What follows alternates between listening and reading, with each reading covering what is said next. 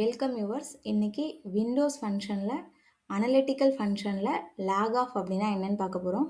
So analytical function அப்படின்றது comparison பற்றி சொல்கிறது. அதாவது டேட்டாபேஸில் இருக்க அந்த டேட்டாவில் கரண்ட் ரோவை ப்ரீவியஸ் ரோ இல்லைனா நெக்ஸ்ட் ரோ இல்லைனா ஃபஸ்ட்டு ரோ அப்படி இல்லைனா லாஸ்ட் ரோவோட கம்பேர் பண்ணுறது தான் இந்த அனலிட்டிக்கல் ஃபங்ஷன். ஓகேங்களா? ஸோ இப்போ லாக் ஆஃப் அப்படின்றது ப்ரீவியஸ் ரோ வேல்யூ எடுக்கிறதுக்காக யூஸ் பண்ணுறது தான் லாக் ஆஃப். கரண்ட் ரோவோட பாஸ்ட் வேல்யூவை கம்பேர் பண்ணுறதுக்கு இது ஹெல்ப் பண்ணும். ஓகேங்களா?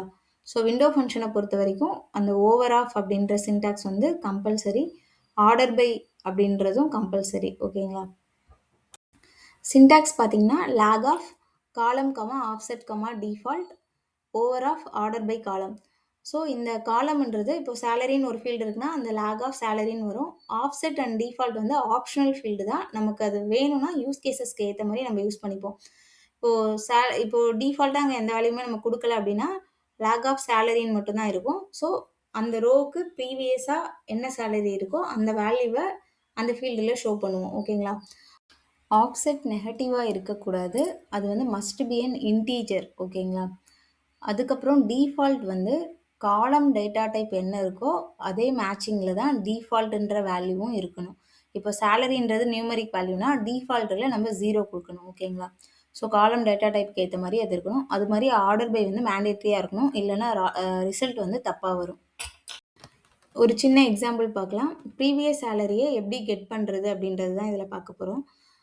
எம்ப்ளாயி டேபிள்லேருந்து எம்ப்ளாயி நேம், சேலரி வந்து செலக்ட் பண்ணுறோம். அடிஷ்னலாக ப்ரீவியஸ் சேலரியையும் நம்ம செலக்ட் பண்ணுறோம். அதுக்கு தான் நம்ம இந்த விண்டோஸ் ஃபங்க்ஷன் யூஸ் பண்ணுறோம். அந்த ஒன்லைன் கோடு இருக்குல்ல, lag of salary over order by salary as previous salary அப்படின்றத நம்ம எடுக்கிறோம். ஓகேங்களா? ஸோ இப்போ லாக் ஆஃப் சேலரின்னு கொடுக்கும்போது இங்கே அவுட்புட் பார்த்திங்கன்னா அருணுக்கு சேலரி 40,000 இருக்குது. இவருக்கு முன்னாடி எந்த ரோவும் இல்லை டேபிளில். ஸோ ப்ரீவியஸ் சேலரி எதுவும் கிடையாது. ஸோ அதனால் நல்லுன்னு வரும் டிஃபால்ட்டாக. கார்த்திக்கு பார்த்தீங்கன்னா அவரோட சேலரி 45,000. இதுக்கு ப்ரீவியஸ் சேலரி அப்படிங்கும்போது ப்ரீவியஸ் ரோவில் அருண் இருக்கார். அவரோட சேலரி 40,000 தான் இந்த இடத்துல வரும். நெக்ஸ்ட் யூஸ் கேஸ் பார்த்தீங்கன்னா சேலரி க்ரோத் ஓவர் 2 சைக்கிள்ஸ். இங்கே நம்ம ஆஃப்செட் யூஸ் பண்ணியிருக்கோம். சேலரி கமா 2,0 அந்த 2ன்றது தான், அதாவது 2 சைக்கிள்ஸ். 2 ரோக்கு முன்னாடி உள்ள அந்த வேல்யூவை சேலரியிலேருந்து மைனஸ் பண்ணி நம்ம ஷோ பண்ணுறது தான் இந்த க்ரோத் ஓவர் 2 சைக்கிள். ஓகேங்களா? இப்போது அருண் வந்து 50,000 அவரோட சேலரி. அதுக்கு முன்னாடி 2 ரோ பார்த்தீங்கன்னா 30,000. ஸோ 50,000லேருந்து 30,000 போயிடுச்சுன்னா 20,000. ஸோ இதுதான் இந்த ஃபார்முலா ரிப்பீட் ஆகும்.